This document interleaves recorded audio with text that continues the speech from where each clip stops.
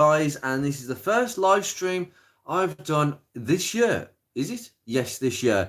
I don't aim to do too many live streams within a short space of time, so I tend to spread my time out more wisely these days. But I thought this evening I am actually free for a couple of hours, got nothing on, so let's get working and actually putting my knowledge and advice to people's good use. It is another Focus Mark 1 surgery, and in this live stream, please ask questions when you see fit. And obviously, if you're watching this after this, absolutely no point. Well, just put it in the comments then, because I'm sure that I'll probably get round to answering as best as I can. So we have two people. Hello, guys. Welcome to this live stream. At such a sort of late time, I haven't really advertised this. This has been quite spontaneous, as it usually is with a lot of my live streams. It's just when I have a couple of hours spare. Hello, Joe. My Mark II Focus has had surgery too. Hope it's not too much surgery. And you got through it, and your wallet is all good for it. So I hope that it hasn't been too bad on the wallet, because Mark IIs are suddenly looking very ropey underneath, like Mark 1s have done for quite a few years. They suffer in every other department, rust on the subframes, not necessarily as much on the bodywork though. I definitely wouldn't say that, not at the moment anyway. It's always the suspension components on Mark IIs. I suspect that there could be quite a lot of Mark IIs that could survive if people want to actually look after them for the future, because they don't tend to go on the bodywork as much. Very rarely have I heard a Mark II Focus rot on the rear arches for a start. So there's some things that Ford got right with that car that they just didn't with the Mark 1, sadly. We've got how many people? I don't know. How many people? 9 people. Good grief. I'm only 2 minutes in. Hello, guys, and welcome to another live stream. This is a Ford Focus Mark 1 surgery. Quite spontaneously and abruptly started by myself. So if you have a Mark 1 Focus and you have a problem, please put it here. If not, please put whatever you want to put. This is a chat, and it's an opportunity to interact with me as best as possible. And we have 10 people. We have 11 people. We have 10 people. Someone's obviously bored within 1 second. I'm so sorry that the attention span isn't quite there for some people. Only joking. But no, I'm actually not joking, because that's why I don't do shorts. Because shorts for me are like TikToks, and I hate TikToks. I just think, oh, no point. Joe, some drop links vacuum pipe 2010 1.8 TDCI 165,000 miles. That's pretty nothing, actually. The vacuum pumps, oh yes, of course, because it's a diesel, you need a vacuum pump to produce vacuum in the brake servo for it to actually work, and like a petrol that produces a natural vacuum from the throttle. That's an interesting one. I didn't know that vacuum pumps were generally things that packed up on Mark IIs. That's a new one. Drop links, yeah. My best friend has a Mark II Z-Tech S, and at the moment we've got some clonks going on. He's had the car a couple of years. It's a 2010 plate. I helped him buy it because it was just a really good buy for very good money. And Mark IIs, like Mark 1s, are very much known for eating their suspension. However, the one thing that I've actually realised in the last few days, because I suspect he needs new drop links at the front anyway, so they're going to be changed. We also suspect while the ball joints has gone in the bottom wishbones. And I didn't know that the wishbones were so expensive on Mark IIs, because Mark 1 wishbones are very cheap. You could get them for about 40, 50 quid, semi-decent ones. Mark IIs are a little bit beefier, but they're much more expensive, way more expensive at the moment. Bit alarming, actually. I expected it to be a much cheaper job, but considering it probably isn't going to be. Oil leak on the vacuum pump. Okay, I see that. I see the problem. Not ideal, that one, but hopefully it runs absolutely fine now. And now I presume you were losing vacuum assistance in your brakes, unless there was an air leak going on as well. So that could be a symptom of that. Hello, 11 people. Please say hello, because this is because it's only me and Joe at the moment. Please put in the comments and say hello. Do you have something to ask about your Mark 1 Focus? Or if you don't have a Mark 1 Focus, do you have a Mark 2? Do you have a Mark 3? Because there's certain things I can actually talk about like that. I'm not as much of an expert on Mark 2s and 3, well, especially Mark 3s, but I'm a little bit familiar in places here and there, especially engine department. I won't talk about EcoBoost though. Don't talk to me about those engines. Patrick, hello, buddy. Hello. I'm wondering it's possible to get new rear subframe for my Mark 1 in the aftermarket shop in the EU. Mine is a bit rusty. In the UK, we have a division called Euro Car Parts, and they supply brand new Mark 1 rear subframes. I'm glad they're doing it because some manufacturers obviously thought there's a market for this now, and I'm really glad because for many years you couldn't get them. That's why I actually refurbished the one on my car. My car's got the original front and rear subframes. They look a bit bitty around the edges, but they're fine. But I had no choice because the only alternative was buying a Mark III subframe, cutting the exhaust hanger and re-welding it. I just didn't want any of that faff. And there was nothing wrong with the one I've got, and it's still on the car 3 or 4 years later after I did all this work. So, but you can. They're quite expensive, as you can imagine. They're probably around £250, I think. Maybe less than that, but they are available in the UK, but I don't know about the EU. It depends, but it's an EU manufacturer. It's got to be an EU manufacturer. I can't remember the brand name, but they are available, I can assure you. I can't even pronounce this name here. Do you need Paul? I'll just call you Paul. Is that okay? Because I can't pronounce the first bit. But welcome. My ST170 feels good, quite good right now. Maybe except for a bit of rust on the rear fenders. Any advice on how to fix it as good as possible? It will require welding. The rear fenders, you mean the rear quarters, rear quarter panels over the rear arches? Oh yeah, it will require welding. Because when they start bubbling, there's only really one way it's going to go. You can slow it down, you can patch it up, you can put a bit of fill on, but these are all temporary jobs, I must say. There are not many things that really will sustain it for too much longer. So you will have to budget for welding in the long term. I would say just try and protect it, put a bit of wax over it, just make it look feasibly good if it's not too bad. But know that in your head it's a temporary repair, and in the future you're going to have to save some money for a good body shop. Find a good body shop for a start, and they will be able to cut it out and do it properly. And remember, it depends what you want from a job, but I always make it clear to my body man. First time I met him, before he touched my Focus, I said, I want a quality job. You know, at the end of the day, I will pay for a quality job. Now, some people will say, don't say that because he's going to be thinking this. But at the end of the day, body work is hours and hours long. It costs thousands. It's expensive. And at the end of the day, what are you going to do? Are you going to just have a cheapish job for a few £100 less and then having to do it again and probably cost you more than doing it once in the first place? Or a quality job where you're not going to, no one's going to come back to it in years and years, and it's not going to deteriorate. You know what I mean? So, and it's not, and it's going to look good, and it's going to look like it's factory, that you can't tell where the plate is. If it's had a plate on the sill, where's the plate? Because it's been ground back properly and done up properly and painted properly. You know what I mean? So just budget. It's nothing abnormal, I will tell you. You might be surprised.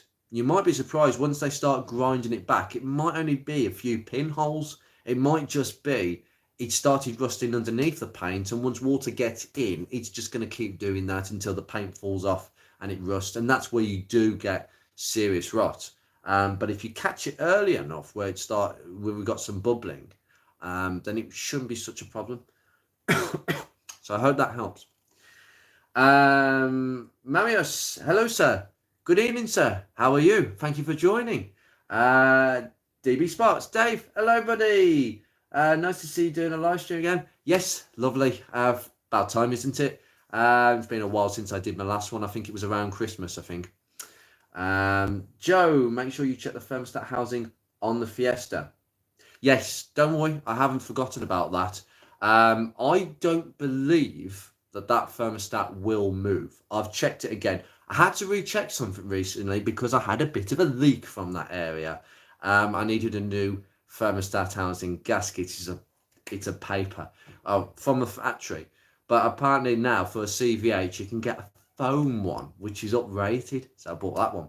And I checked the thermostat and that engine has worked. I've driven it. You've seen me drive it. And in one journey, it hasn't moved.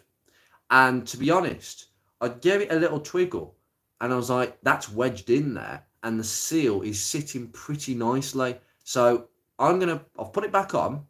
I'm going to monitor it, but there's first sign of trouble that I have from that thermostat, whether it's refusing, if it's not warming up correctly or it's stuck shut. It won't be the case because it would just allow full flow if it dislodges. I think that the chances are that that's going to go anywhere like into the engine. Very, very unlikely. Looking at the actual shape of the orifice going into the cylinder head. So I'm not concerned. If there was any doubt, I would not leave it like that. Otherwise, it would be like, ooh, it would be there. So I'm a bit like that sometimes. I think it was, for instance, when I did the valve stem seal job and I lost a collet. I lost a collet. I couldn't find it. And I'm thinking all the worst things. I put a magnet into the sump. I was thinking, I've got to take the sump off. I've got to make sure that hasn't gone down there because I can't find it. Where has it gone? And then it just dropped on the floor, probably sitting behind the alternator bracket, just on the ledge of the block. Thank God it did, because in my head I was like, okay, I've ordered a new collet, but where's the old one gone? That's a problem, that is. So, you know what I mean? So, things like that, you have to deal with it. RS500 Nutter, hello sir, where do I start? I had a clunking passenger side on my Pacific Rim Mark 1 1.8 LX.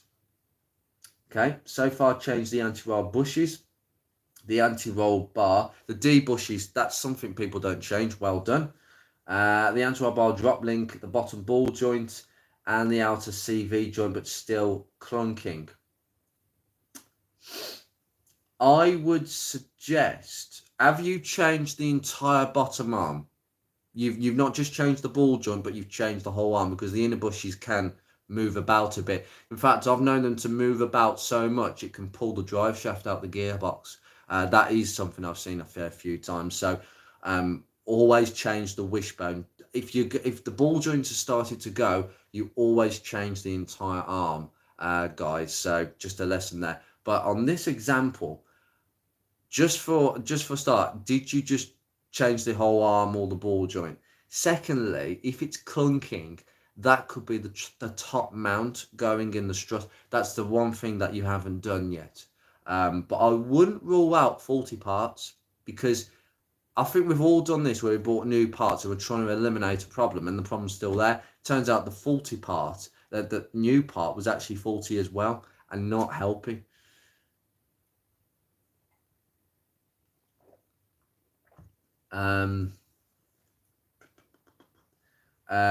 Anyway, I eventually found the fault. It was the front.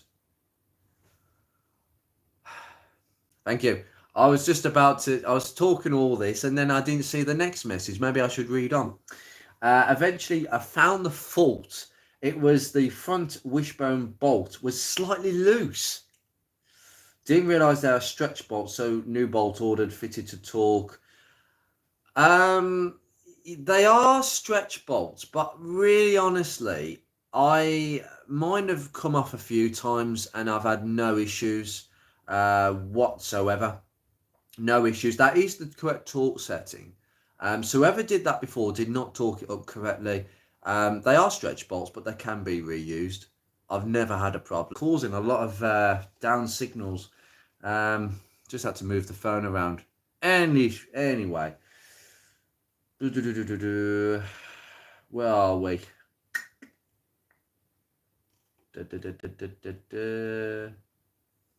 We back on because everybody seems to be. This seems to be frozen.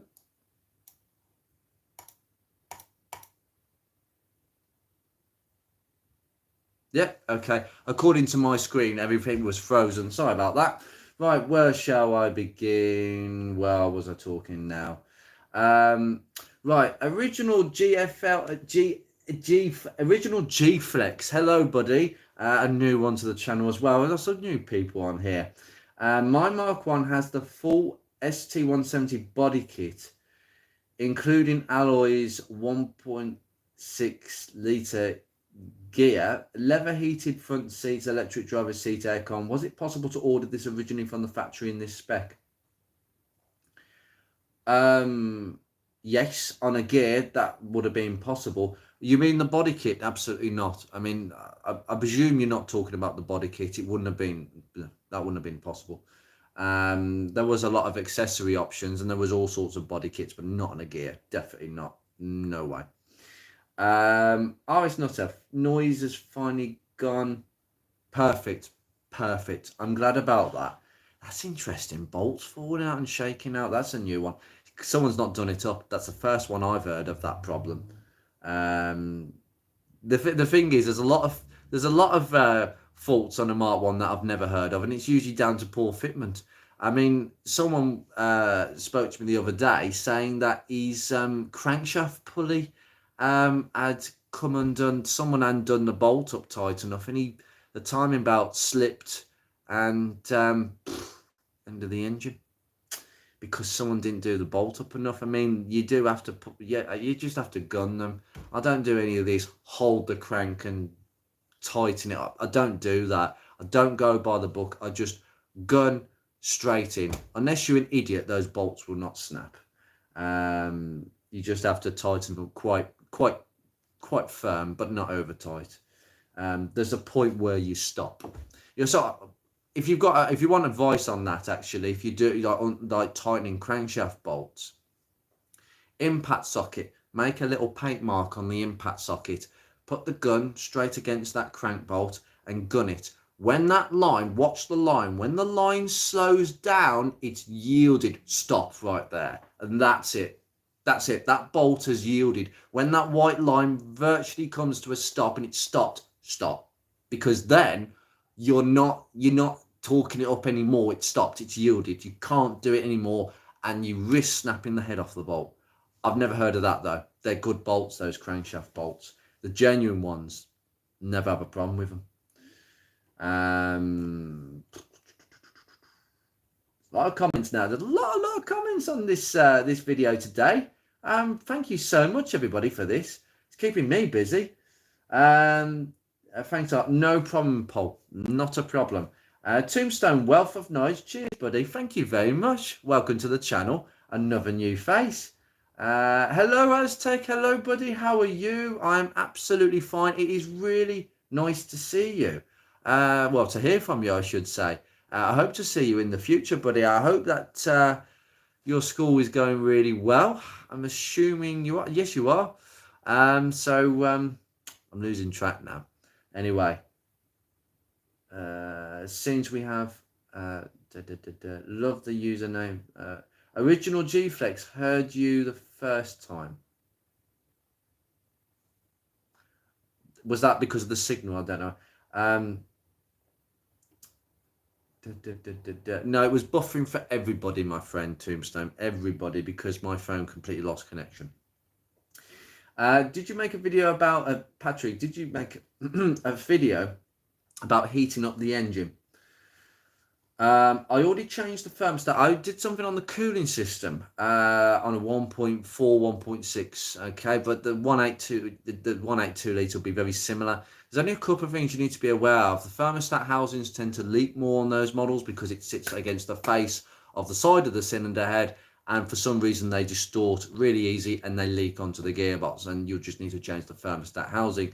And then you've got the pipe, the plastic tubular pipe right at the front at the top of the radiator. That breaks, and the genuine ones don't last very often, and the aftermarket ones are even worse. Actually, somebody makes them in metal. That's a good idea because they are, I don't know why they made them out of plastic, just cheap. I already changed the thermostat to 74 degrees, but on the freeway, he's still 102 to 109. It shouldn't be 74. It should be 82 degrees. Yeah, if that's a petrol, should be 82 degrees. So I don't know why you've managed to fit a 74 degree one. That's not really correct. But the temperature is around 102 to 109. Yeah, that's usual because basically the temperature in the engine will still rise above the thermostat. That's just the thermostat opening temperature. The thermostat will be open at opening at 82 or in this case 74 degrees. But it doesn't mean the engine temperature stops at that temperature. It keeps on going. The usual temperature range of a Mark 1 Focus, petrol, probably and diesel, is around 95 degrees to about 100. I would say between those two. My Focus has had the system flushed out so many times it's untrue, and I went from a car that ran at about 99 degrees, right, to about 92, 93, and it won't budge over. Not even in traffic, you'll be lucky to get 94. And that's a very efficient cooling system on your Focus. So if you want to know how good your cooling system is in your Focus, plug a scanner in, get it hot, get it to temperature, plug an OBD2 scanner straight in there, look at the temperature reading. And if it's generally above 100, your car needs a flush. Drain the coolant, flush it out, backflush the radiator, whatever after you do it thoroughly. And then put new coolant in, let it bleed the air properly, take it for a proper drive, and I can guarantee it will be far less. The engine will be a bit cooler, let's say 5-6 degrees at least, I would say. And to be honest, the electric fans, I can actually consult my manual just here, but I'm sure that the electric fans cut in around 102 to 104 degrees on a single speed. If it's a twin speed, it would be even more. And it will shut off when it gets to I think less than that. I think it turns on at 104 and it will turn off again when it goes down to 102. It doesn't take long. As soon as the fans kick in, it will just go. Tombstone, do you get a 3-door gear? Anyone? No. The gears were only available with 5 doors. The 3 doors were only available pretty much on the ZTEC models. Basically the ZTEC, an ST170. Gears, no, couldn't get them as a 3-door, unfortunately. LXs, I'm pretty sure not. I've never seen a 3-door LX. No, I've just had to tweak my memory there. Definitely not. So ZTECs only. Just a quick point. Stick, hello, if you could by any means remember, I asked you on a previous live about Mark 1 1.6 RPM jump. You said vacuumos sorry, I've lost you there. I've just gone down a little bit. So many comments, I'm trying to get through them. Vacuumos, the usual. I bought an OEM hose and valve. Problem is still there. Okay, so RPM, well, you've eliminated a major cause of the RPMs jumping. It can be a number of things. You've eliminated a basic cause there, so that's one box ticked. RPMs jump could be air leaks as well. There's a number of things I would go with. I'd check for air leaks to see if there's air hissing from any of the gaskets, but I would actually get a scanner on to see if you've got any codes. If you've got any codes, if you've got no codes, okay, but it could be a sensor. If you've got a MAF sensor, that can cause an issue. Camshaft position camshaft position sensors can also do that. Throttle position sensors. There's a few things that can cause a car to behave that way. But then it could be something as simple as, are your leads on the right plugs? Are they not mixed up?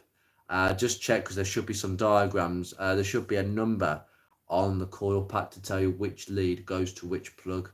It should be, unless it's an aftermarket one without the diagram.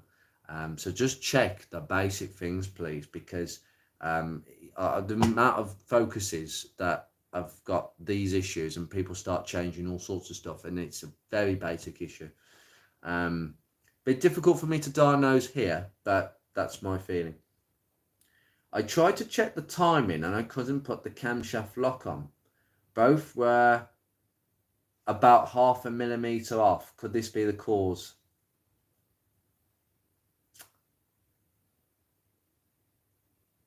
Couldn't put the camshaft lock in. They can be a very tight fit, the camshaft locks. They can be. It depends. So which camshaft was out? Was it the inlet or exhaust? Just for curiosity, which one was not allowing it to slot in? But it can be a fraction of a millimeter out and it wouldn't cause an issue. If it's more than that, then yes. But that would cause rough running, not RPMs jumping up and down. That's not the symptom. Heard the Focus was the best handling cars ever. It is Aztec. It is definitely. I don't think there's many cars that handle as good as a Mark 1 Focus. But you know, I've not driven many cars. But then a lot of people out there have. It's certainly motoring journalists, and they all seem to say the same thing. So there you go. I think that's the answer. PDT 1066. Hello, buddy. How are you? Still loving all your videos. You must have been psychic when you did the video washer jets. It was a great help. I'm pleased about that because Mark 3, you can fit. Somebody asked the question about if you can fit Mark 4 washer jets. I think so. I think they're all the same size. I think it is literally a standard size for all of them. But I don't think a Mark 4 is significantly better. I think it's just a Mark 3 washer jet with that fine mist. I've still got the originals on because I'm a stickler for that. But I have got the aftermarket ones somewhere, but I think I've lost them. But if I find them, somebody can have them for free. I don't really care. I'll just pop them in an envelope and whoever wants them can have them. If I find them. Aztec, how do you agree? Yeah, I definitely agree. I don't disagree with the cause of them being one of the best handling cars of all time. The balance and the weight and everything is spot on. Absolutely spot on. Grant, hello, buddy. I have a Mark 1 1.6 petrol, and it's got a bit of a whine on the gearbox at 40 miles an hour, and it's a bit notchy going into gear. Have you heard of any problems with the boxes on them? They can be notchy if, one, the gear cables have stretched. Two, if there's a white, depends what gear you're in. You didn't say what gear you're in. I presume you'd be in 5th by that stage anyway. Just checking. They should be. The IB5, which is the gearbox in your car, has a charismatic whine, but it usually only makes it between 1st and 2nd. You shouldn't hear it at 5th. So I would suggest there has been a bit of wear in that gearbox. But my suggestion is changing the fluid, the gearbox oil, which is 7590, I believe it is. But I believe you're going to have to take out the reverse detent at the front of the gearbox. There's no drain plug as such on them. A bit of a tricky one, that, but I've seen it done before where you've got access to gearbox on the front side. But those are my suggestions there. Gear cables, is it doing that with all gears? Because that's the gear cables, I'm pretty sure. But I would change the oil first, put new oil in the gearbox, see what happens. And if you still get the whine, I think will be cured with that. The gear cables, if it's still doing that, then it was 5th gear and I've changed the box oil. Oh dear. Okay, that sounds like your box is a bit worn. How many miles has your car done? I'll come back to you. But that's what I fear. It shouldn't be doing that. I find the Mark 1 Focus handled better than the Mark 2 Focus. I think so. The Mark 2 Focus is a bit more grown up, a bit more heavy, and it does feel it, unfortunately. That is why I would say most of the underpinnings and DNA of a Mark 1 is in a Mark 2. But there was about 10-20% of that special ingredient lost, and it's called weight. And I think the weight penalty on a Mark II has just taken the edge off that car. It's not that bad. You still feel the DNA in there, but it's just a bit heavy. And the Mark III even lost it even more. unfortunately. The Mark 7, I think the size of the Mark 2 makes it handle as good. That's true. The Mark 7 Fiesta handles the same as the Mark 1 Focus. And I was about to come on to that, strange enough, because you're not the first person or the last to say a Mark 7 Fiesta is virtually the DNA of a Mark 1 Focus has gone into a Mark 7 Fiesta. This is why they're so popular and they're in production so long. 9 years? Yeah, you don't have a car in production for that length of time unless it's bloody good. And the Mark 7 Fiesta is going to be one of the greatest Fiestas in the future. Will be seen as what? Probably one of the greatest Fiestas of all time. Probably the best marquee of the whole lot. But the weight of a Fiesta Mark 7 is less than a Mark 2 Focus, put it that way. And that's the problem with a Mark 2. Original G-Flex, yes, it was repeating several times. Always well known. Good one. As that, yes, hi, yes, in year 10 at the moment, fingers crossed, your daddy's unsawing his Focus and can't wait to go out in it. He said we're going to a show in July. I think I'll ask him when I go down. Ooh, sounds fun. Good luck. It sounds like it's going to be a really good day for you then. Fingers crossed on that one, and good luck in year 10. Seriously.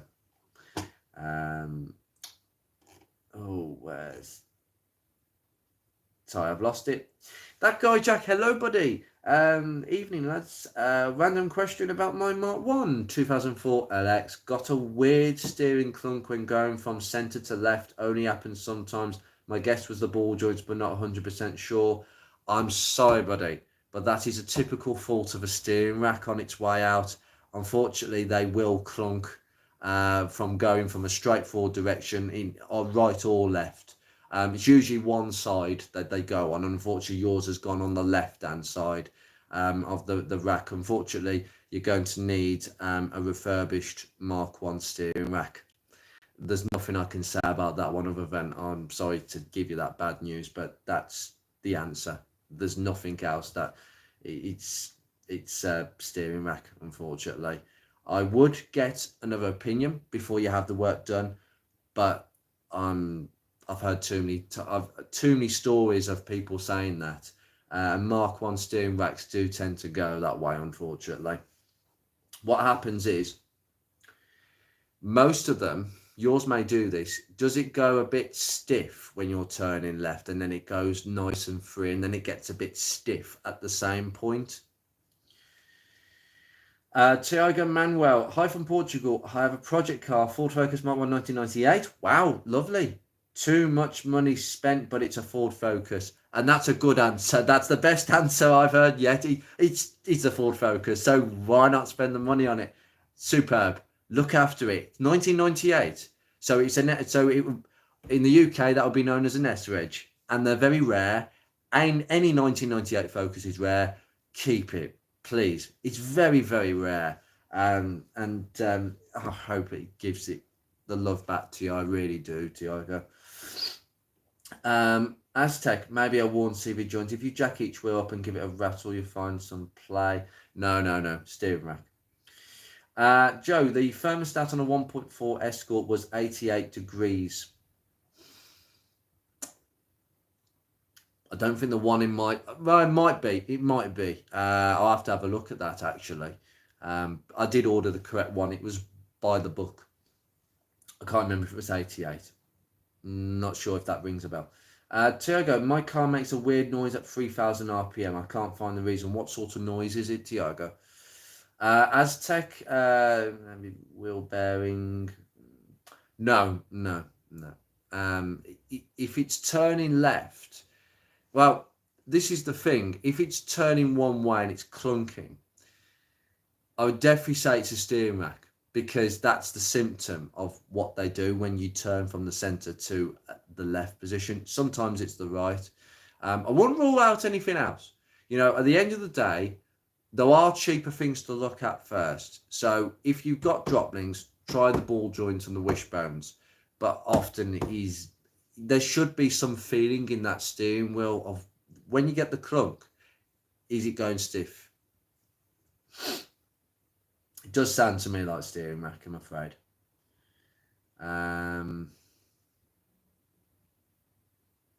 Only started happening a month ago after getting the lower control arm replaced. Well, talk about faulty parts. It could be. It could be. If I didn't know that, you see, I thought it was it had been replaced. But if it's been only replaced recently and then you've had the sound, that's a bit of a coincidence. That is. So yeah, please let me know about that. I'll come down to it. Yeah, still learning a lot about the Focus. Recently had to do the auto air control valve. Easy job. Good one. Makes a lot of difference, though. I know Clarkson talked about the Focus, saying it cornered like nothing he had seen before, although it was on the RS, it must have been similar. Although it torque steers a lot, can't you imagine? No, only the RS torque steers. The RS was a bit of a disappointment when it was first launched. I think people expected it to be a bit better, but it was the car that launched the RS name, and I think the Mark 1 was pretty much a bedrock for the Mark 2, which was a much better RS in my opinion. But not everybody will agree with that. Yeah, need to book it in as it's high priority and adjusting the shifter cables. So your cables have gone a bit funny. You can adjust them, but sometimes they stretch to the point of non-adjustment, unfortunately. Grant, yes, it was fifth gear, and I've changed the box. Oh, sorry, I've repeated what I've just said. I came down. 90,000 miles, that's absolutely nothing. So how long have you had the car? How many previous owners? I'm just building up a picture here because it sounds like a previous owner has really abused that gearbox. Aztec, if you have a mate with a jack, you could take it down to the road where it's flat. Problem is, it's trying to mimic this kind of sound. Original G-Flex, great to have a channel mainly dedicated to the Mark 1 Focus. Well, this is the thing. My channel does dedicate a lot to the Mark 1 Focus because naturally it's my main. It's not my main car no more. It's my first car. It's the main car that I started on the channel with, and you know, it's the number one car for me. I don't think anything else is going to topple it, and I don't think ever will, to be honest with you. It's a very special car, and that's why I dedicated the channel mainly to a lot of videos initially. But I do have other interests. You might not believe this, but I don't consider myself to be a Ford person. I'm more of a Rover person, strangely. I'm just a Rover person who happens to have bought one of the best Fords ever made. And I've gone and indulged in a bit of a Mark III Fiesta, which came about at the right time. Could have easily been a Metro. I actually made a decision ages ago that my third car on the channel was either going to be a Metro or a Fiesta Mark III. And Project Ruby turned up at the right time for the Ford people. So there you go. It could have gone either way. But I'm not generically a Ford person. In fact, I think a lot of their cars are overrated for what they are. I really don't get them. And I don't get why people are prepared to pay so much money. Well, it's nostalgia for one, but prepared to pay the Ford tax, as I call it, for cars that are no better than Austin Rover products. I'll put it there. Austin Rover products were just as good, but they get belated instead. So no, I unfortunately I sit on a fence.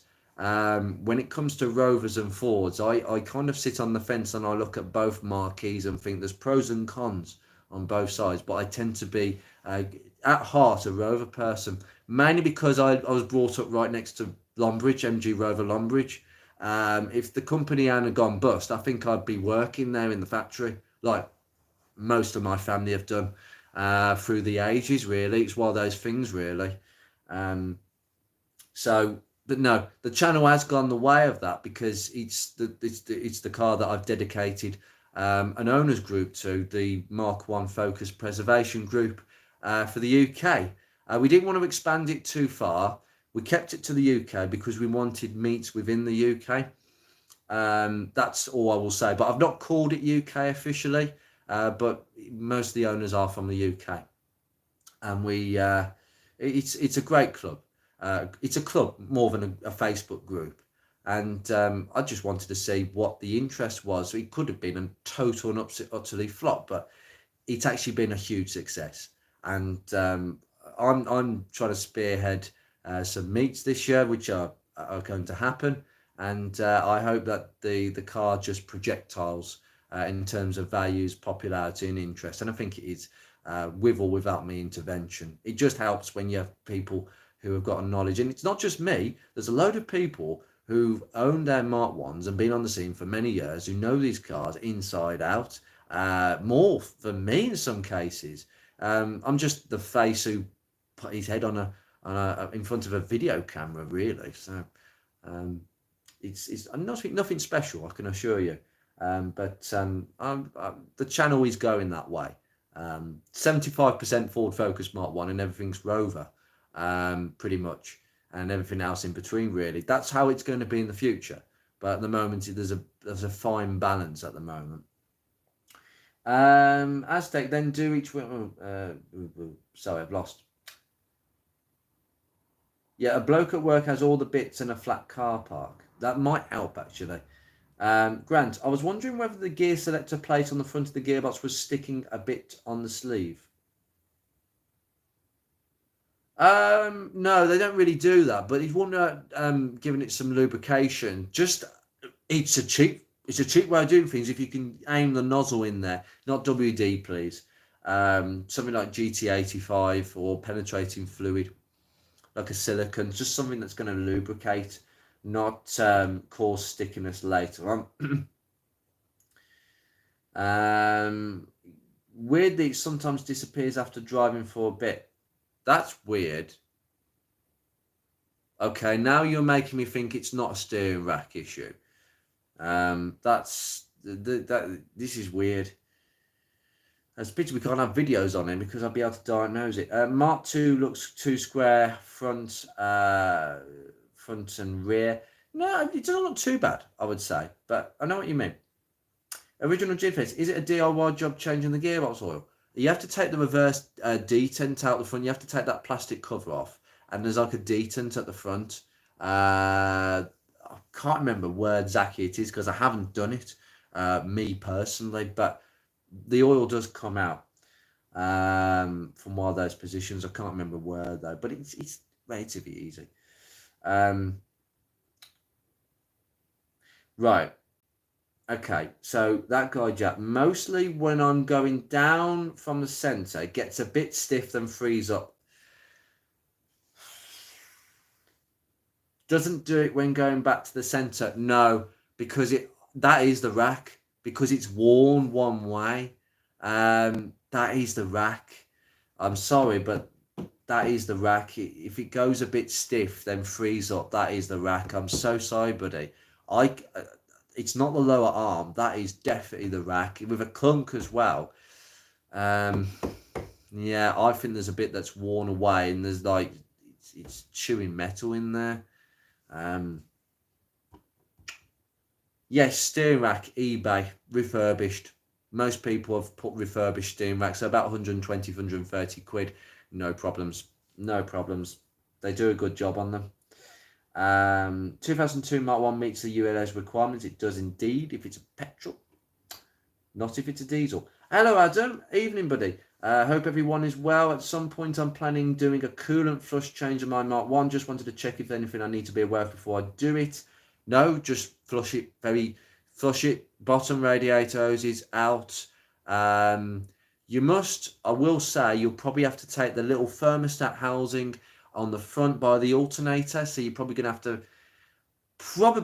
take the alternator out. Take the belt off, take the alternator out, get the thermostat housing out, take the thermostat out, and then put the hose back up that engine, and it will flush through to the radiator, to the heater matrix, and it will come out the front again.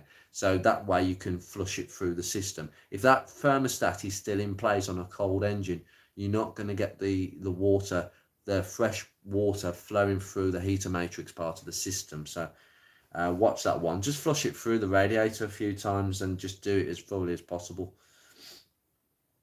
I fitted a reconditioned IMRC controller. Sorry, Brown. Hello, buddy. Sorry to not name drop you there. I fitted a reconditioned inlet manifold runner controller along with the alloy manifold clip at the weekend. Was thrown up the P1518 fault from time to time. Was quite an easy job to do on your ST170. Yes, there seems to be there's a few things that go wrong with them. Firstly, do check that the cable can't move in and out of that box, because usually that's a broken clip inside the box, because you've got a tiny little circuit board, a little Johnson motor, which looks like something out of a radio control car.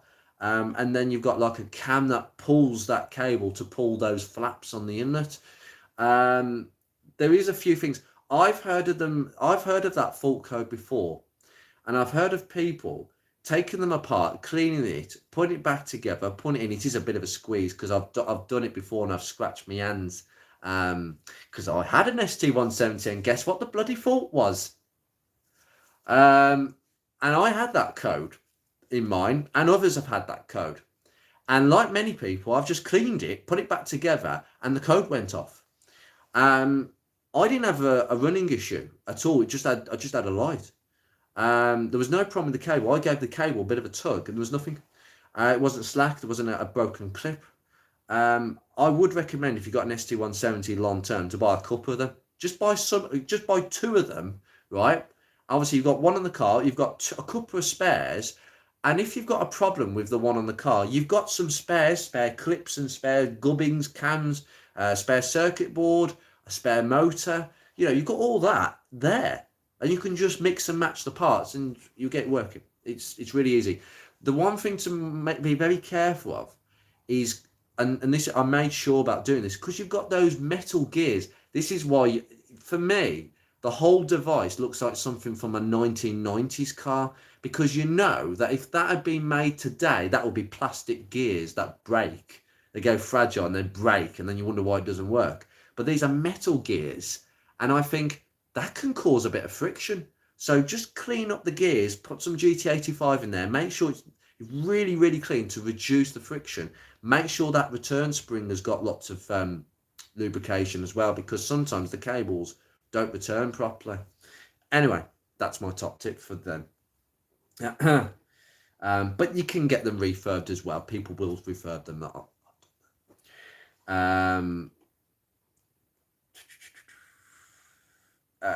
Paul, is the short shifter worthy upgrade to the ST170? It's quite pricey. Don't mess with it. Nah, don't mess with it. Don't mess with it. The gearbox, the ratios are too close for my liking in that gearbox. I keep repeating the same thing, actually. But I wouldn't think that a short shifter would make any sort of difference, really. I might be wrong. I'm not the one to ask, but I don't really think so, to be honest.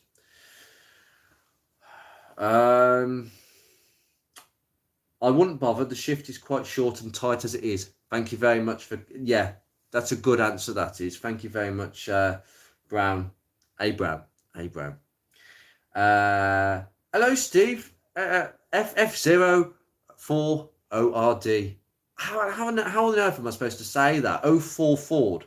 I need to say that properly when I'm promoting your channel, buddy. I hope... thanks for joining the live stream. It's not often I do this, Steve. So if any of you don't know, FF04ORD, that is Steve. He has a Mark III Fiesta. Go and watch some of his videos, please. They're very good videos. He's just done a water pump on his HCS engine. So please do. It's a bit... The videos are very much like me when I first started. My camera work was okay, but everything was a bit... how should I put it? Rough diamond. I think I'll put it that way, Steve. For goodness sake. Do you know what? I keep getting these phone calls. I don't know who's calling me. Honestly, insurance and all that. Anyway, yeah. But so basically, they're very much a man working in his garage. I love that. And that's how I started. And I love those. I love videos like that. Aztec, I love your PFP. Is that an E30? Oh, sorry. Puma Guy, evening Andrew, late to the show. Not a problem, Puma Guy. Hello, welcome to the live stream. And no problem, you can just watch it back again. Like everybody else is probably going to do that at some point to try and get some useful advice. And there are some things that I've said earlier that are quite useful. Sorry, Aztec, I don't mean to jump that because I've got people with questions below. But BMWs, yes, not 80s, 90s BMWs for me. Need so more. Any BMW after that time, rubbish. Last BMW I think they made was the E39. And look where they've disappeared these days. They were everywhere 4 or 5 years ago. That guy, Jack, when I'm out tomorrow morning, I'll see if I can get a video, see if you can spot the issue. Not a problem. That would be very useful. Original G-Flex. I had an SD1 3.5 Rover, automatic. Lovely. My first car was a P6 2200 SC. Lovely. I had the automatic, but it was 2000 automatic, but had been converted to the 2.2. I added some P5 headrests, and it was my all-time favourite. I had the ET front headrests, and I got the back headrests. That was the best thing about that P6. I had all 4 headrests. It would have never had that from the factory. The ET front headrest and the rear headrest. People would pay 200 and at the time, people were paying 300 quid for a set of them, and I had 2 in the back of mine. I was like, lovely, lovely. 2 good cars. Really, really great. P6, great car. SD1, good car, but not great. I'm not a massive fan of them as much as a P6. Biodegradable wiring loom fitted to the many 90s German cars killed my M5. Yeah, the wiring is a bit thin in them, isn't it? Unfortunately. Nash, hello, buddy. Welcome to the live stream. I've just bought a 2007 Focus Mark II as more legroom for the family. My Mark 1 Focus gear, low mileage, is safely in the garage. Yes, good man, good man. I do love the Mark II. However, it's a much heavier car, like driving the Queen Mary I. Brilliant, brilliant. That's a good depiction, that is. I'm really glad you've done that, because the Mark II is a more daily, usable, disposable car, while the Mark 1 is nicely tucked away. And I would definitely do that, because the gear is always a nice one to have. And in 2001, pre-facelift, very nice indeed.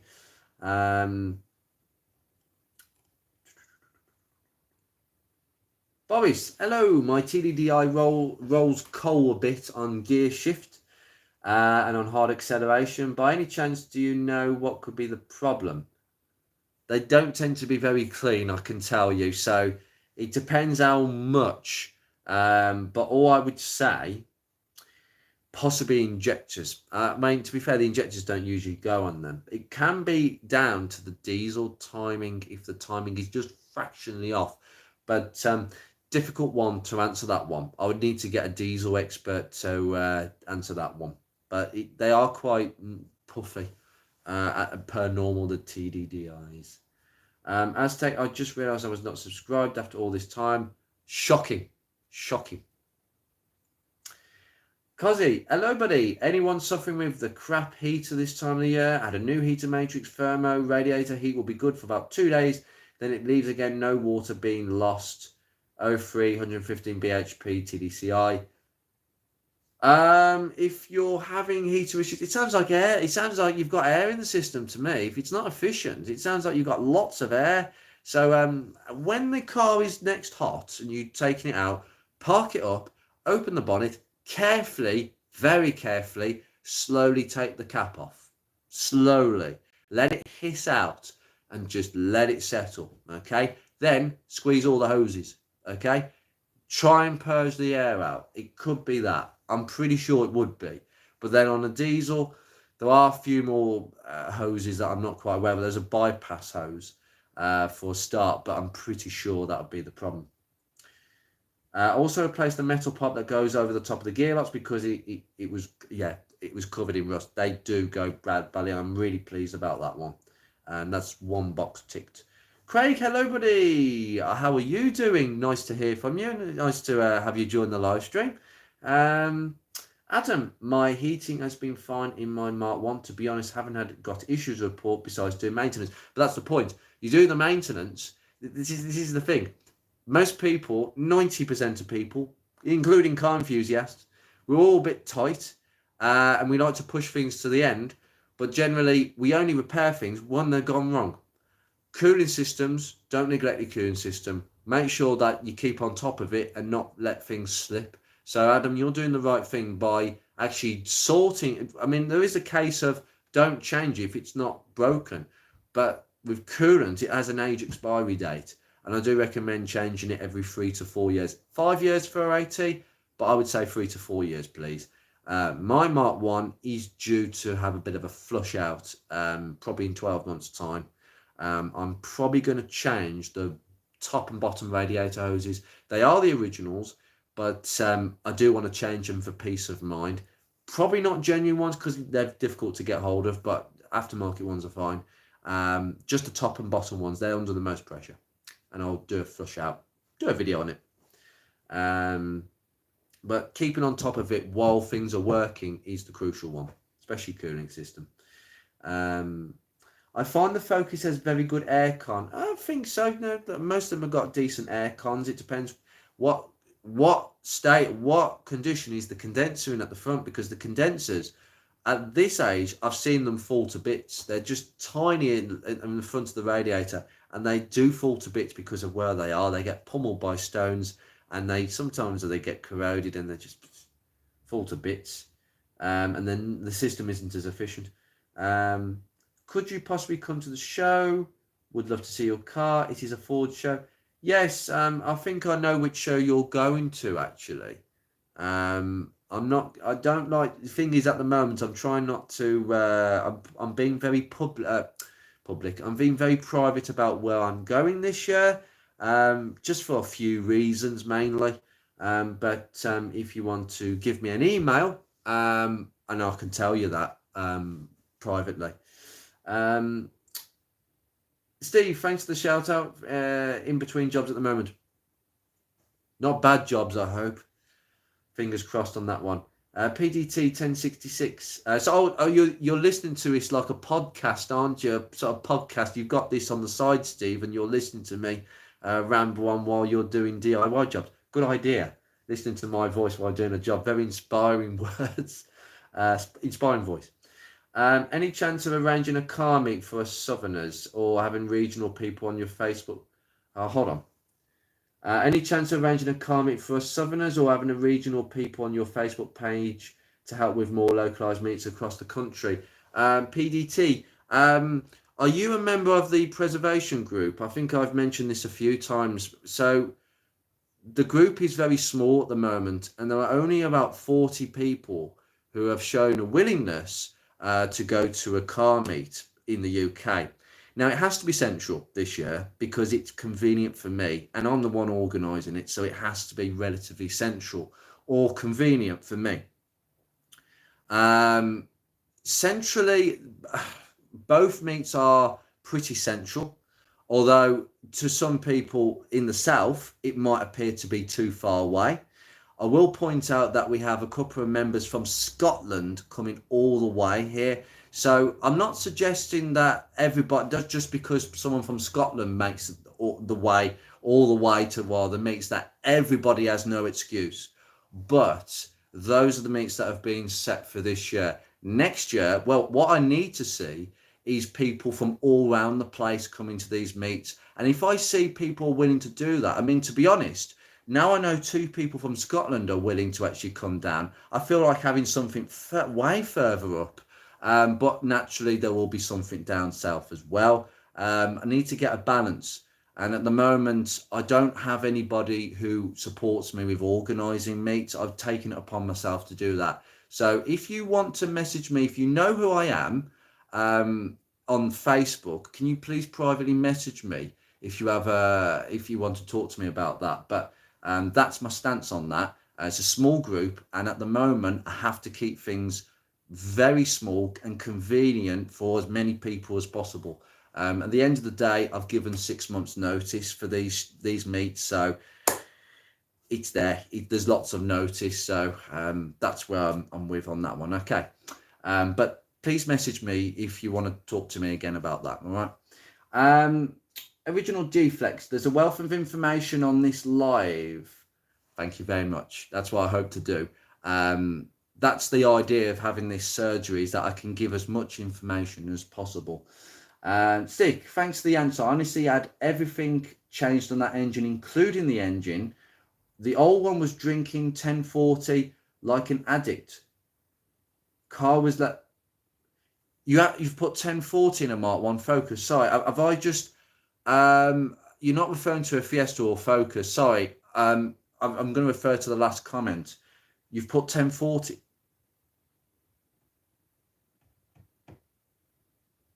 Both in and out cams. Sorry, no, you should not put 1040. No, sorry, Stick.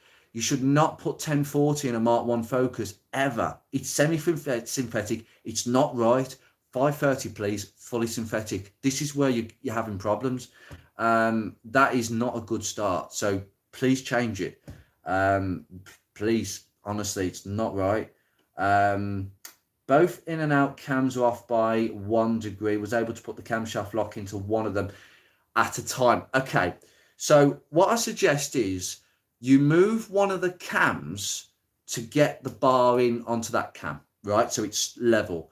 The other one, change it. Make sure that what you have to do, you're going to have to take the timing belt off. This is the problem. You're going to have to take the tension off, whip the belt off the cams, and what you're going to have to do is get a 21mm spanner to lock the cam.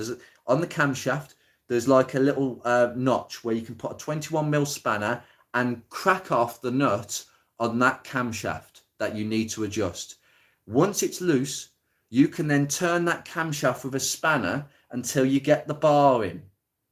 Then when you get the bar in, keep the bar where it is, hold it with the spanner, and then put that nut back on and torque it up. I think it's 40 Newton meters, and torque it with the bar in place. Don't worry, you're not going to snap a camshaft because you're holding it with that spanner. That spanner is the one thing that holds it. Okay, take the bar out and then put the belt back on and tension it. Then see where you're at. Turn the engine round twice. See whether the lines mark up and the cam and the crank. The locking bar, and then the pin. Obviously, you've got to have it on the pin, and then see where the lines mark up. It's very easy indeed. I'll tell you that. Where we are, the jumping looks more like something. It catches the RPM at 2,500. It drags it down to 2,000, and allows them to rise to 20 turn back up and down. All that while gently pressing the throttle more and more.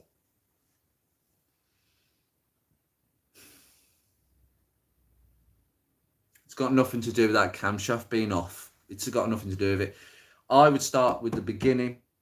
I think we need to ascertain what sort of fuel you're putting in for a start. Put some Red X in. Start the process of put a bit of Red X in. It does work. Red X. It's not snake oil. Red X, good quality E5. V-Power, whatever it is, E5 please, super unleaded, put it in, see what happens, because that's not happening. Then you can tick that box. You do it, you put fuel in your car anyway, it's easy. The next thing I would suggest is having a look at possible air leaks. Now, the inlet gasket can leak when they get old, so can the throttle. I just check a couple of airs to see if there's any obvious signs of hissing air. That's the first thing. That's the second thing I should say. Third thing, we could be looking at a dodgy sensor here. I think it is something to do with that. Could be a dodgy throttle position sensor. I wish you were near to me because I have all these sensors in my spares and I could just swap and see what happens. Because that's what I would possibly do, because it wouldn't take long for a few of these bits and pieces. But it is a bit of a funny one, that, but get the timing sorted first, put better fuel in, and then see what happens. 19mm detent plunger on the IB5 gearbox for draining the oil. Just make sure you're in neutral, removing it because of the ball socket on the end. Thank you, good tip. I forgot to say about putting it in blooming neutral. Top tip, buy a litre of oil and then that you need to flush. You are going to need to flush it in and out, yes, absolutely. So there you go, 19mm detent plunger. Thank you very much, RS500 Nutter. I thought it was, but I forgot about the neutral bit. See, there you go. I don't know everything. And undo the filler plug to help with the draining. Yes, please let gravity in. Same as draining the engine oil. Take the cap off and just let gravity go in and push it out. You'd be amazed actually. When I've drained the cooling system a couple of times on Ruby recently by taking the bottom radiator hose out to drain, because we've got some murky stuff going on, just to flush all the crap out. The rate at which the coolant was going into the bowl was very finely controlled, because I was trying to control the mess to make sure it didn't go everywhere. Because you know, when it comes out, it just goes like that. But it didn't. And I'll tell you why it didn't. It just literally came straight out the bottom elbow joint of the radiator and straight down. It didn't go like that. It went like that. Why? Because I still had the cap on the reservoir. There was no gravity. But as soon as I started releasing the cap on the reservoir, it started doing that. It started going more in towards the gearbox and making a mess. So I put the cap straight back on, but I could literally control the rate at which the coolant was coming out. Really nice and good tip for reducing the mess of coolant. Craig, got the running hot issue sorted on mine. But as I was leaving a meet last night, the ABS light came on before I go in. Sorry, got the running hot issue sorted on mine. But as I was leaving the meet last night, the ABS light came on before I go investigating. Is there any common issues worth knowing? ABS lights, yeah, it will be one of the sensors playing up, unfortunately. There's not really much else to go wrong in the system. The ABS pumps, I've never known to give a problem. Even at this age, they are not known as a problem. Usually is the wheel sensors. Unfortunately, they are a pain to get out because the bolts tend to seize in the hubs themselves. So you are going to need a bit of heat. But it's which one. And you're only going to find out by putting a scanner in, and it will tell you where that's caused, what's been causing it. That Jaguar, one of the best things about my Focus is how crazy OTT the heater is. It's brilliant. It's hot. It's a volcano. If your Focus Mark 1 on the maximum setting on number 4, well, you don't even have to have it on number 4. It's just the fan speed. Put it on number 2. When the car is warm, put it on number 2. But put it properly on the hot, on the temperature on the hot setting, the top setting, always the digital climate control, make sure it's on the top setting. It will be like a volcano. It will be so hot, you'll be turning it down. And that's how it should be. If it isn't, you've got air in the system, or the coolant isn't very good. It needs changing. The tip with air is when it goes hot and cold, that's air in the system. Or air trapped around the heater matrix, but that again is very rare because the cooling systems in Mark 1 Focuses are so hard to actually get air into. Or ironically, a Rover K series, they are dreadful. They are so easy to get trapped air in. Yeah, a Ford Sigma or Z-Tech engine, TDDR, they're all fine. Very rarely will you get trapped air, but it does happen if you just dollop it in, and people do.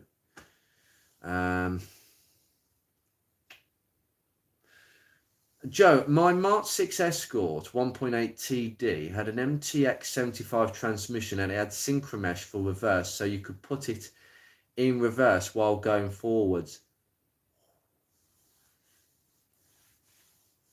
Abuse, terrible abuse, my friend, terrible. Aztec, I also do photography and would love if you could check it out. I sent you an email. I certainly will. I need you might be able to help me with some photography. You never know. Would take some of yours if I ever see it. Absolutely. I'll have a look at your email in a bit. Cozzy, never any pressure in the header bottle. Done an 80-mile drive a few weeks ago in the snow, and the temperature gauge struggled to get to the middle. It wasn't until I got onto the dual carriageway then it went up.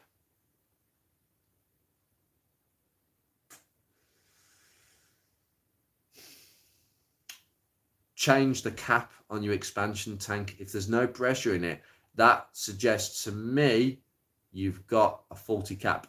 Is the level going down in the bottle? I think it's the bottle. It's taking ages to get to temperature. That's a cap. It's not putting the pressure down on the coolant, so it's overcooling. It can go both ways when the cap goes. It can overheat or it can undercool. No, Adam, 1040 oil in a Mark 1 Focus. That's shocking. 530 is the oil Mark 1 uses. Yes, I use 1040 in the Fiat Coupe, 20 valve turbo with 220 brake horsepower. Mark 1 1.6 with 100. Doesn't need 1040. It's not that. 1040 is semi-synthetic and it's designed for engines with less tolerances, i.e. older engines. And both Zetec and Sigma engines and TDDI engines use 530, please, across the board. There's no other solutions to that. Please, no. Tell us, hello Andrew, how are you? I kind of got about my shakes problem. 90% of that is the drive shafts. Oh my goodness, so your drive shafts were causing a bit of a shake. That's interesting, Tadas. I hope you're good. It's been a while since I heard from you. I'm really glad that you can join us.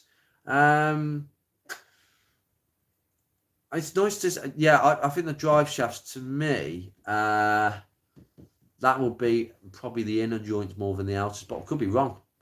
If they've been damaged, then that could cause an imbalance. No worries, Aztec. You take care, buddy. Thanks so much for joining. I am going to finish this in about half an hour, half 8. I only said I could do about an hour and a half of this. Plus, if people want to watch this, they'll probably like to watch it and not 2 hours again. Take care, buddy. You take care. Steve, my steering rack went on the TDCI Mark 1 5 years ago, which made the steering wheel go hard, then go light again. Exactly. 100% that. Exactly. It's the same symptom. Hard, then light. Soft, then crunchy. It's what they do, unfortunately, every single time. I mean, my own Focus has got the original rack, touchwood, but there has been somewhat of a little bit of play in it the last 6 years. Yeah, I say so, last 6 years, I'd say there's been a little bit of a play. And those of you who've seen my car will have actually heard that.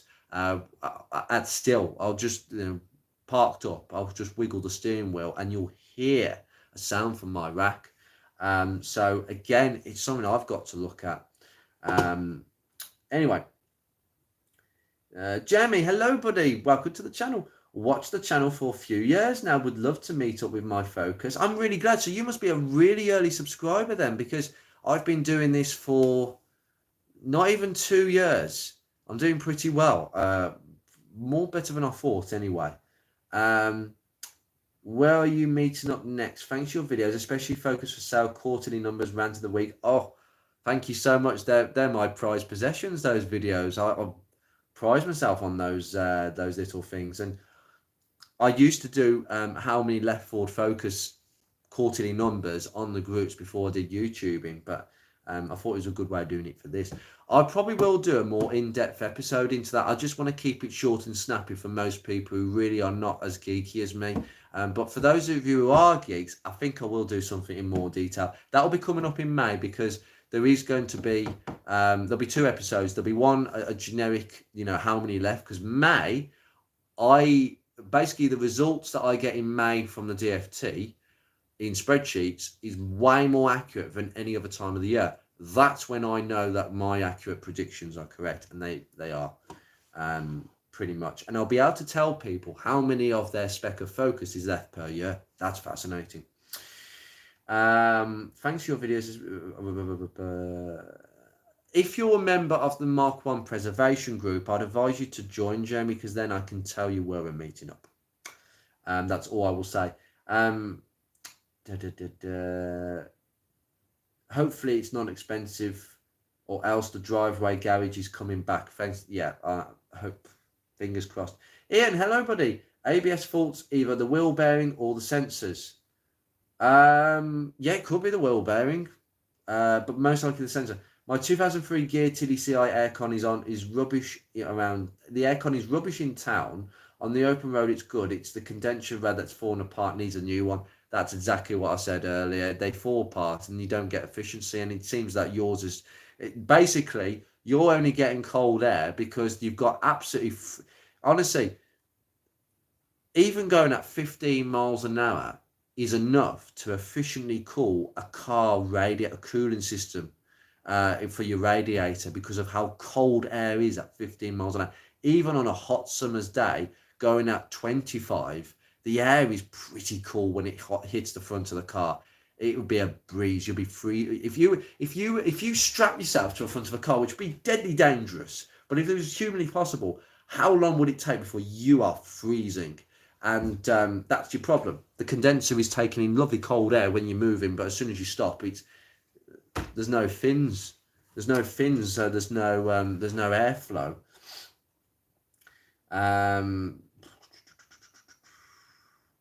Tell us about temps, at least for the TDI in city when cold. I can't get operating temperature. Diesels produce really low heat. Petrol should go warm as fast. That is a good point you've made before about diesels not getting to temperature as quickly. It is true. It is a slower heat with diesels. 540, no, not at all. 530, I would say. Not to put 1040 in and 1.6 focus. Yes, it's got to be whatever focus Mark 1, 530, nothing else. If you are, people do this because they've got burning oil issues. If your Mark 1 is burning oil, change the breather hoses, change the valve, see what happens next. Change the quality of the oil, change the oil as well, and then see what happens. But don't change the oil strength or mixture or the specification because of these problems.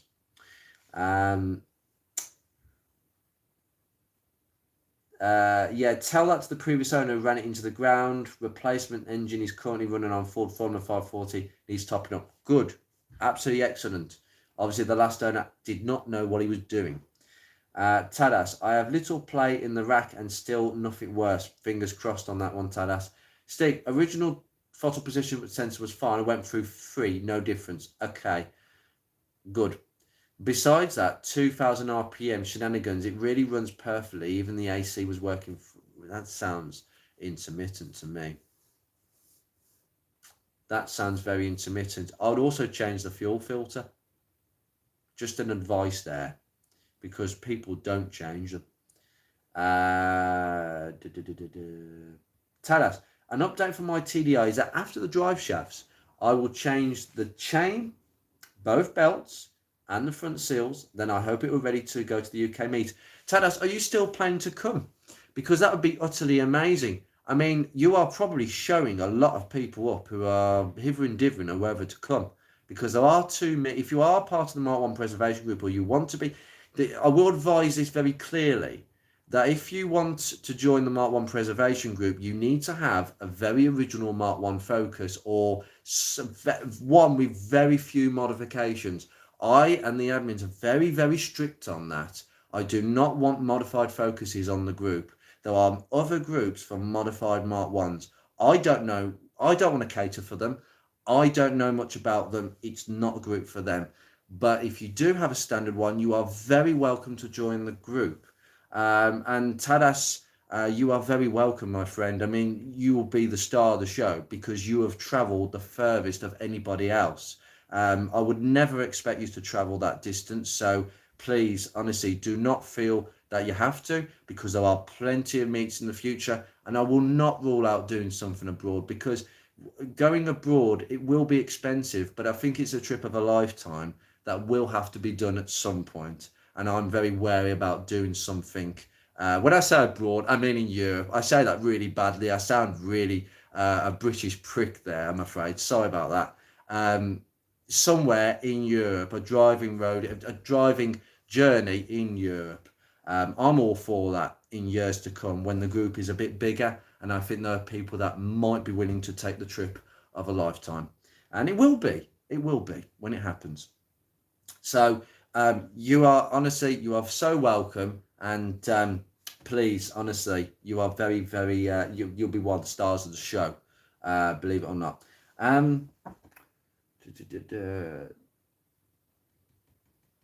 From Wikipedia, sorry, I couldn't read that.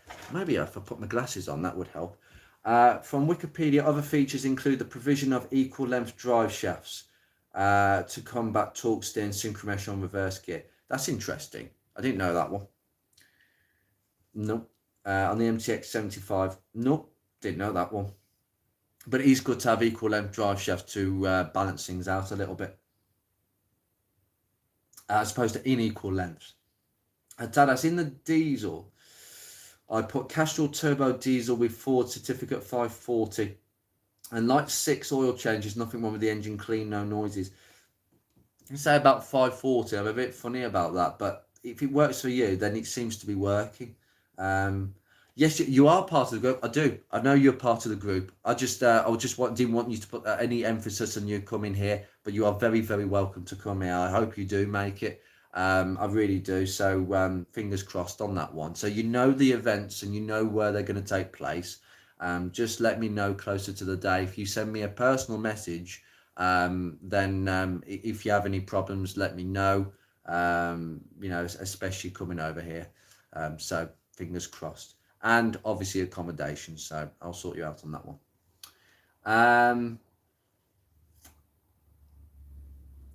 Adam, sorry. Yeah, definitely like the standard original examples in the group. It's very good. Don't like the heavily modified Mark 1 scene. It's each their own on that one. I don't really. Look, at the end of the day, there are some amazing designs that people have. I just don't believe in it, to be honest. That's just me, and it is our group. It's not my group, it's our group, but it is ultimately a group that I started, and I think I have a right to say who comes in and who doesn't. And I am being picky, and if people want to be picky back, then I can't help that. Unfortunately, I'm trying to be. I'm not trying to be all inclusive, because it is a club. It's like. It's like in the old-fashioned days where at the golf club you'd have the all-men's bar, no women allowed. The women weren't allowed to enter the bar. It's like that, because you have to be picky and choosy, and then the men couldn't go in the women's bar. But these days we're allowed to, we can't say that. We have to be all-inclusive. But I don't really believe in that in some respects when it comes to the actual type of car that you own. And that's what I'm kind of suggesting anyway. I've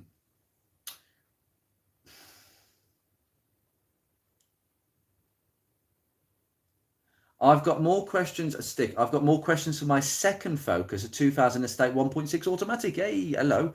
How much gear slip is allowed? How many RPM can go up and down 120 kilometers on little throttle? 500.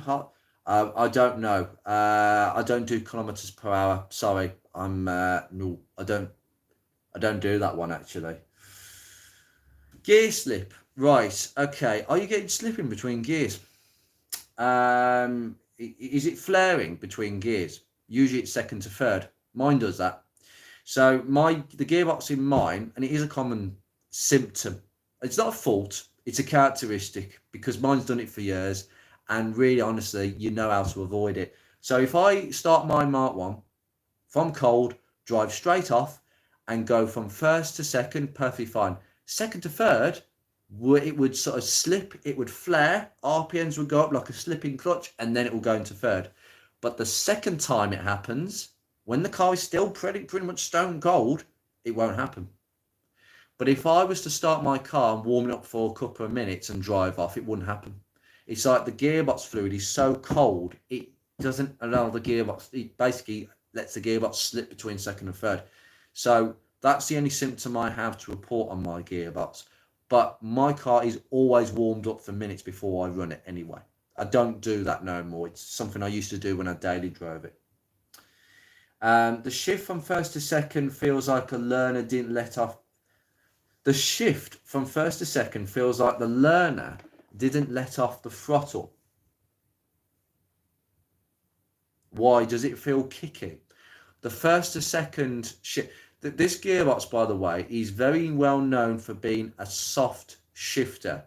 There is a kit, believe it or not, for the 4F27E, and it's a shift kit, and it comes with harder valve springs. Now I've done videos on this. If you watch my early videos, I've taken the valve block off and I've stripped it down, and all the springs in there, they're accumulators, and they are very soft by design to basically allow very soft gear shifts between first, second, third and fourth. Okay, but with this kit you can fit firmer springs, which basically produce a firmer, like first, boom, second, boom, third. I don't like that. That makes the gearbox feel a bit archaic. I've been in one with a shift kit, and I don't like it, and I prefer to keep it original. But it should be extremely smooth. If it is kicking, that is not right. Gearbox fluid in that case. When I press it harder and it shifts about 4,000 RPM, it's smooth. I'll give you a bit of a tip actually for driving any automatic, particularly with a torque converter, which we have. It's a torque converter, traditional automatic. When the car is about to change gear, you know that. Just before the car changes gear, take your foot back slightly off the throttle, just a little bit, and the gearbox will slip into the next gear very smoothly. That is a technique I do with every automatic I drive, apart from the CVT, which is very different because it has no fixed ratios. But with a fixed ratio gearbox like this, just release your foot back off the gas pedal to ease the gear shift, and it will be ultra smooth, I can assure you. If you keep your foot on there, the gear change won't happen till later on, and then it won't be as smooth. Cozzy, no loss of coolant, and got a new bottle a while back because mine was stinking looking. They can be a bit funny. Did you change the cap though? Okay. Did you change the cap though? Because otherwise, I'd say the thermostat isn't doing a very good job. Would you count an aftermarket head unit as a modification on the group? Just applied, but forgot about that. No, that's a subtle modification. Absolutely not. It's when I'll tell you that the things that I don't allow, cars that are lowered, significantly lowered. Not talking like a drop of 5 to 10 mil. We're talking on the bloody floor, slammed. I don't like coilovers. Custom wheels that have nothing to do with a Mark 1. Massive body kits. The other one is strut braces. Why? I don't know. Interior wise, there's nothing much that I wouldn't allow, but it's the exterior stuff, the suspension stuff that I really don't like, because essentially what you're doing with all this is you're making a Mark 1 not into a Mark 1. You're making a Mark 1 into a custom car. I argue that a lot of these modified Mark 1s are not Mark 1s, they're custom cars now, because they've had so many bits changed on them. It's rather sad. I did this. I didn't mess with suspension on mine, but I did too much to mine, and I just thought, nah, I don't like it no more. I got bored of it. And actually, I looked at my own car and thought, no, I've wasted money here. So I'll give people that a little bit of advice there. If you're thinking about it, think twice. But it's the little things that I don't mind. If you're going to change the head unit to make it more usable, that's perfect. You're welcome. Absolutely perfect. There isn't really. I could go on forever about what I would think is not allowed and what is allowed. But if it's small stuff, I'm absolutely fine with that. But when it starts being big alloys, coilovers, lowered springs, huge engine modifications, big decatted exhausts, I've seen ones with gull wing doors, and I'm not that. What? I could go on forever about that. I'm going to stop there before I annoy people again. But sorry, it has to be said. It's not for me, and it's not for the group either. You're very welcome, buddy, to join the group. So don't worry about that. If Zetec engines use 1040 oil on top of the engine, would starve of oil? I wouldn't say it would starve, but I would say it is thicker. It is much thicker, and if you've got oil galleries with some dirty coke and sludge because of irregular oil changes, that would not get through, and you will have problems with the top end. Sorry.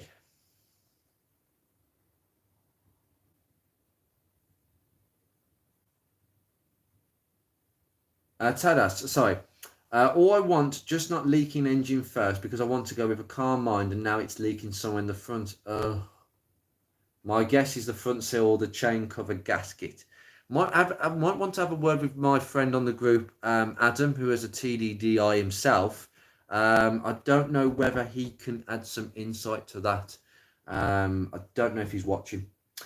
Adam Joe, I love to see your Mark 1. I would certainly love to see your Mark 1. I think it'll be one of the stars of the show.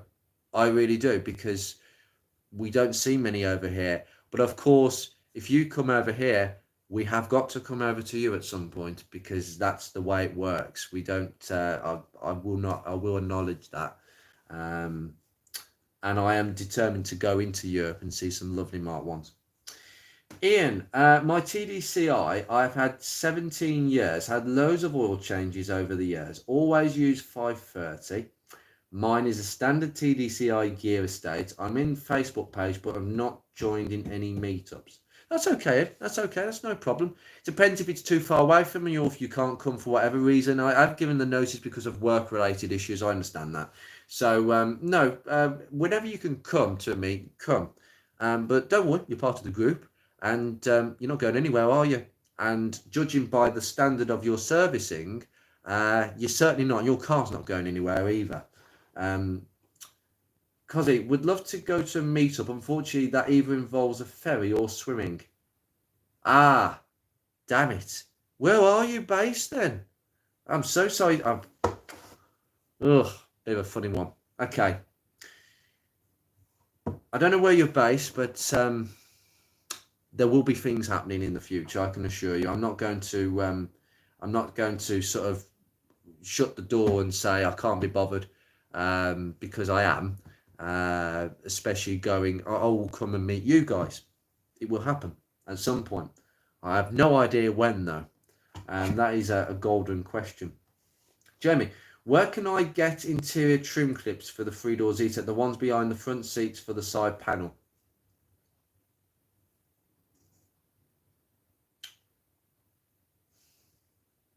Which ones? I'm afraid you're going to have to be really specific where, okay? Because there are very rare ones hanging around. Getting things for 3-door Focuses is going to be a bit of a problem in the future, I think. RS500, just had a random thought, so we know what is the current highest mileage Mark 1 is still in use on the road. No idea. Absolutely no idea. But I do believe some of the diesels have done over 500,000 miles. But are they still on the road? No. I'll probably ask the group that one. I'll probably ask my group and do a bit of a survey on that one. But I can't answer that. Ian, my 2003 TDCI has just clocked up 170. Low mileage for a 21-year-old car. It is. Try 92. It's not used.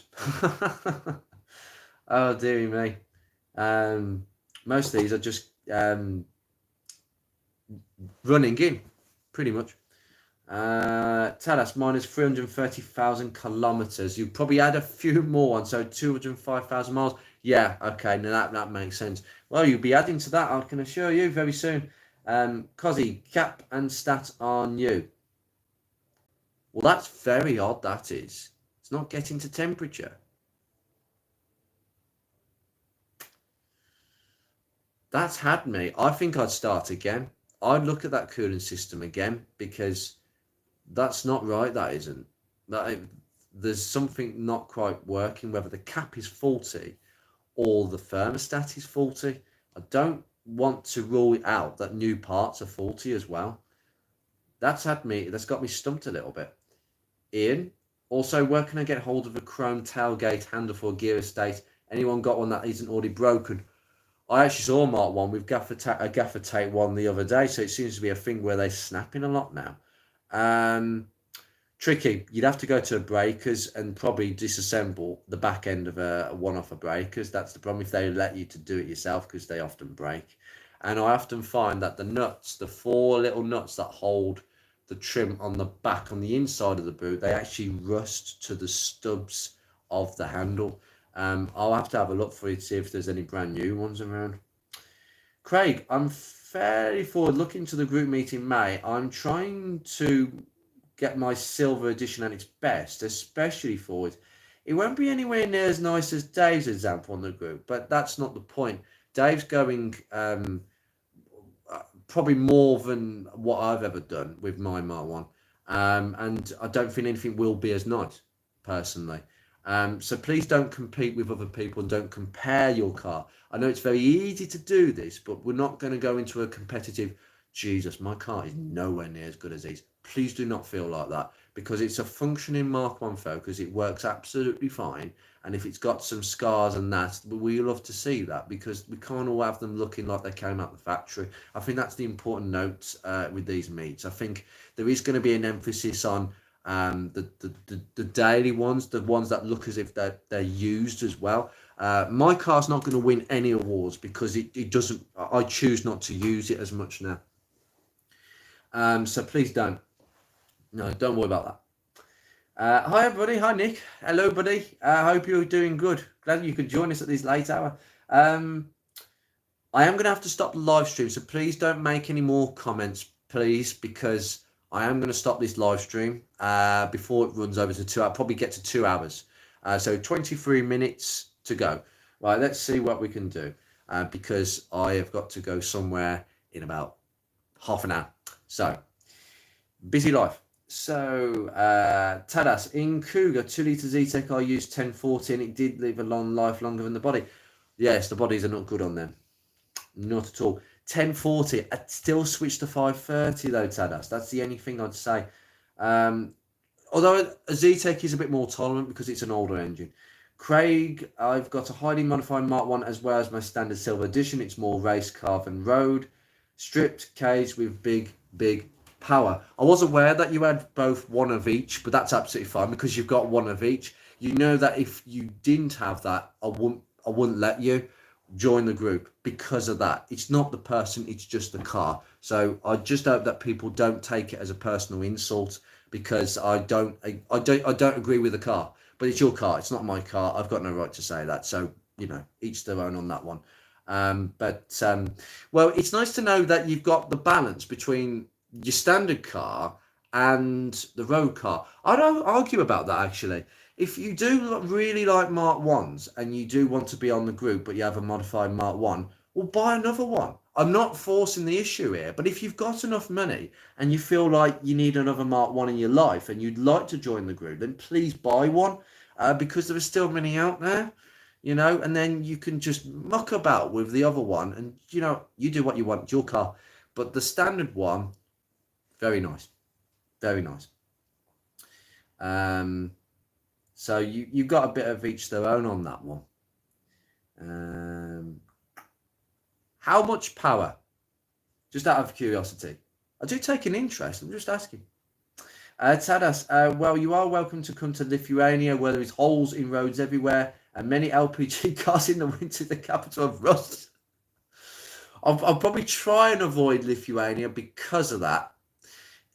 It's certainly going to involve France, because that's where we're going to be coming off the ferry. But we'll see.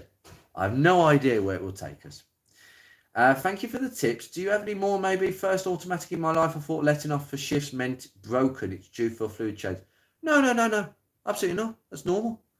But please change the fluid in those gearboxes. They do need a fluid change. It is not fluid for life in them. Please, there is no such thing. They do benefit. Hi, Nick. Does the coolant cap meant to spin after Titan? Does the coolant cap meant to spin after Titan? No, it shouldn't spin. I had this problem with Beatrix. The cap's faulty. If you've got a cap that won't tighten, that's a faulty seal, that is. You need to get another cap, because that will not seal. You'll lose coolant. I've ordered a new tank and a cap from Ford for £50. Good. 120k, 75 MP. Not sure where you got 150 miles an hour from. 75 miles an hour. Oh, yes. Mine's done nothing at 33,000 miles for a 2003 example. Absolutely nothing. I know it's literally just like been born, hasn't it, Adam, at that mileage? Just running in. I see my 1.5 sold at 150,000. When I did my car history video, I found it had done 199,000. The MOT history was okay, but nothing major after 2018. So it's had a different speedo, I believe. I think it was anyway. interesting one.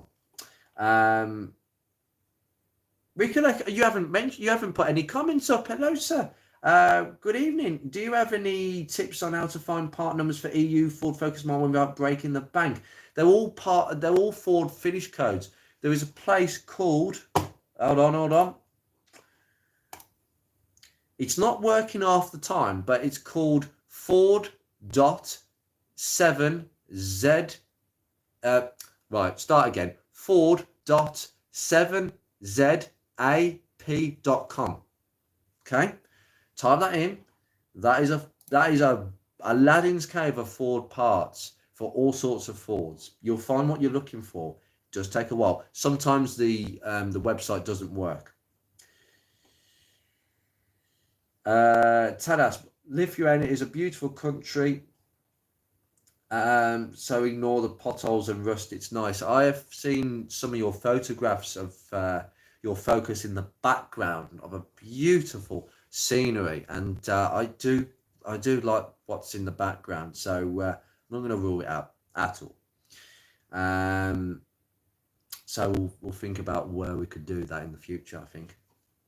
Anyway, I've got to the end of these comments, but I would just like to add, while I'm doing a live stream, I am going to be doing some videos specific to the Mark 1 Focus Preservation Group. Okay, so I do have to make a few things absolutely clear to those who have managed to reach the end of this video. So the requirement of the group, and I always said this from the first day the group was started with a lovely bunch of people who are very good friends to me.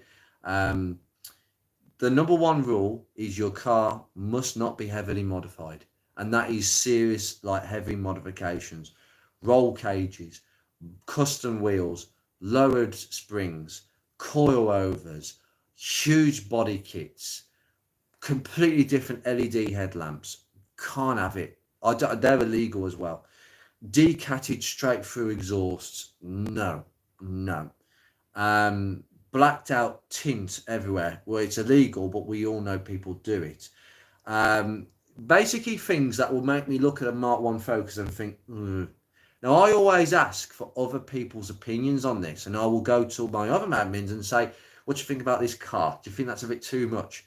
And if people have a problem with that, they can always message me, and I would always justify my response. But at the end of the day, there has to be some line between standard, pretty original, small modifications, etc. But anything heavy, no, we don't cater for that. I don't want to cater for that.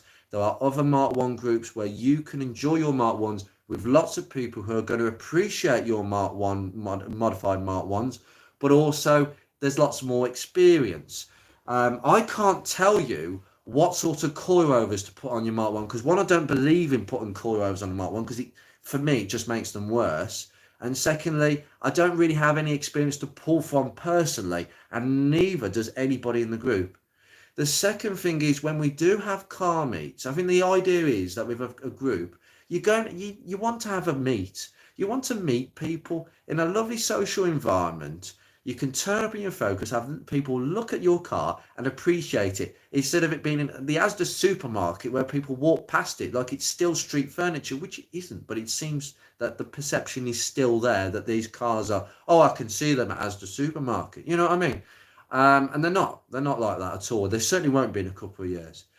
So it's about having the appreciation, and getting to meet is a really important thing. And especially with this group, you're going to be parking your Mark 1 amongst other people who kind of share the same impetus as me when it comes to keeping them pretty stock and not messing about with them too much.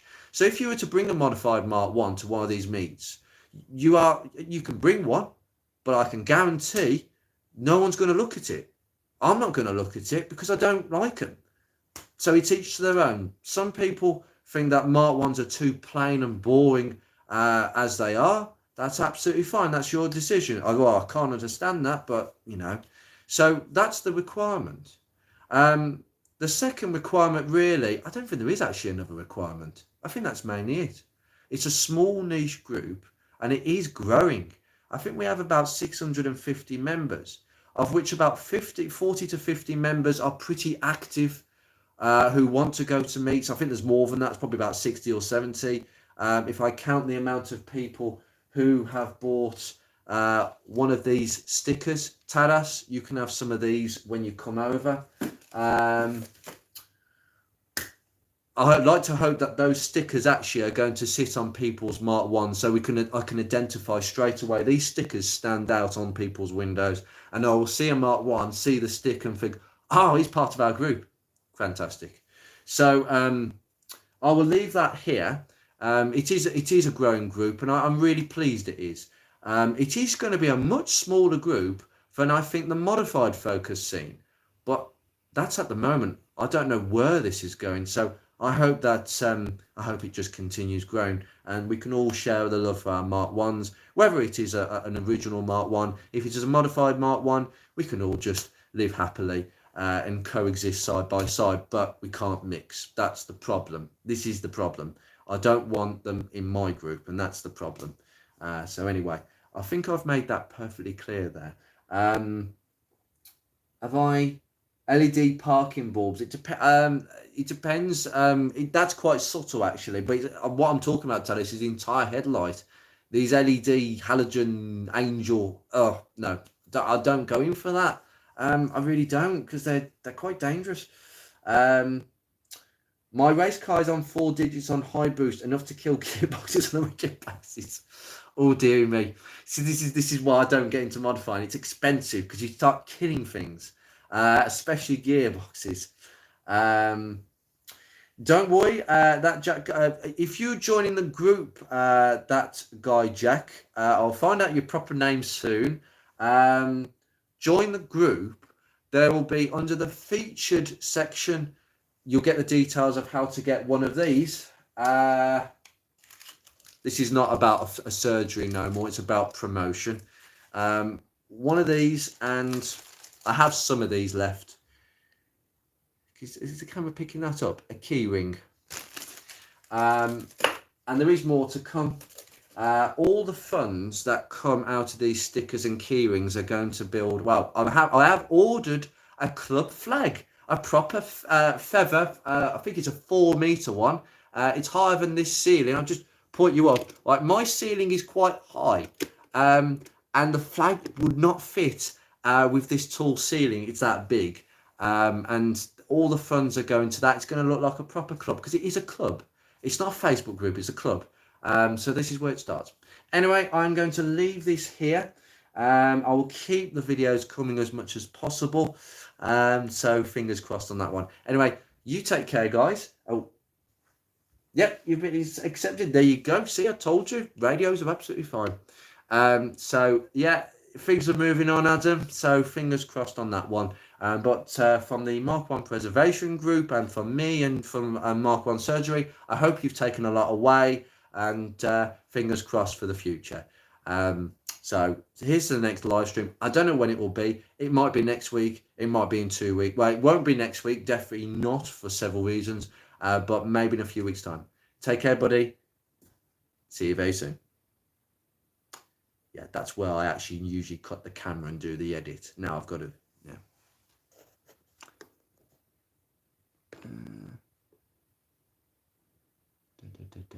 Yep. Oh, no, we haven't quite finished yet. Oh, come on. There we go.